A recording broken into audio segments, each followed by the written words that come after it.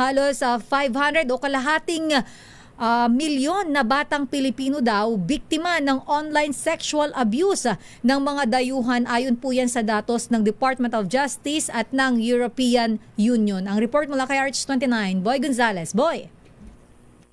Sister Ella Lakay Romel, ayon sa Department of Justice at the European Union, halos kalahating milyon na bata Pilipino ang naging biktima ng online sexual abuse at pakisamantala ng mga dayuhang salarin na noong 2022.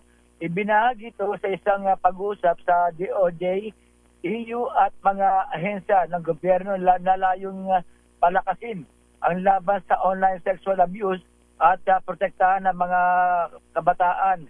Ayon kay Assistant Secretary Michelle Ann Lapus ng DOJ na may progreso sa Cooperation Unit, marami pa rin kailangan gawin para matigil na ang nabanggit na pang-aabuso. Sinalaki rin sa pag-uusap ng mga hamon tulad ng paghawak ng digital na ebidensya at mga batas na kailangan isaayos. Nagkasundo ang dalawang EU, European Union at Pilipinas na mas palakasin ng pagtulungan para na rin tuluyang masawata o mawakasan na ang online sexual exploitation ng mga bata.